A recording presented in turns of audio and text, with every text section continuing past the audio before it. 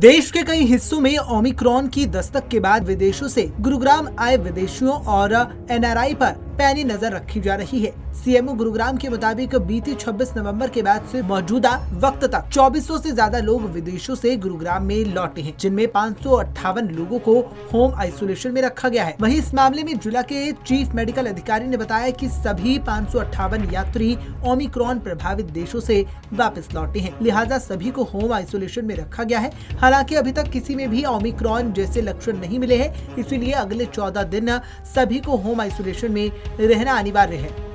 High risk countries और एक जो अन्य देशों से ट्रैवल कर रहे हैं।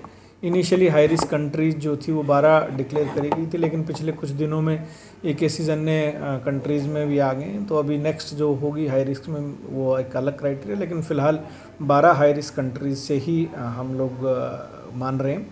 और अभी तक कुल मिलाकर 26 तारीख से, यानी जिस दिन से या 25 के बाद से ऑर्डर इम्प्लीमेंट हुए, तो 2400 केसेस जो हैं वो फॉरेन ट्रैवलर्स जो हैं वो गुड़गांव में आए हैं, जिनमें से 551 केस जो हैं वो 12 हाई रिस्क कंट्रीज से आए हैं। और अभी तक ये सभी 551 जो थे ये नेगेटिव हैं जो एयरपोर्ट से, क्योंकि आपको मालूम होना चाहिए जो हाई रिस्क कंट्रीज से आते हैं उनका पहले RT-PCR होता है। RT-PCR नेगेटिव होने के बाद ही आप अपने घर होम आइसोलेशन के लिए जा सकते हैं, और इन सभी का 8th डे पर टेस्ट किया जाता है। तो अभी तक जो हमारी पहली लिस्ट थी उसमें 551 का, इनका सभी का दोबारा 8th डे का भी टेस्ट, 7th और 8th डे का टेस्ट हो चुका है, वो भी नेगेटिव है।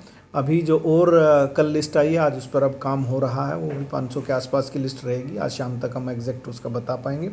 तो अभी तक जितने भी केसेस आए हैं वो सारे नेगेटिव हैं, और यदि कोई पॉजिटिव आता है तो उसको इंस्टीट्यूट में या जिस भी अस्पताल में हम भर्ती करेंगे, डिपेंडिंग अपॉन सिम्टम्स में, या तो क्वारंटाइन सेंटर में या हॉस्पिटल में। आइडियली इंस्टीट्यूशन क्वारंटाइन कंपलसरी है एज़ पर गाइडलाइंस जो है, अगर बिन 12 हाई रिस्क कंट्री से आता है।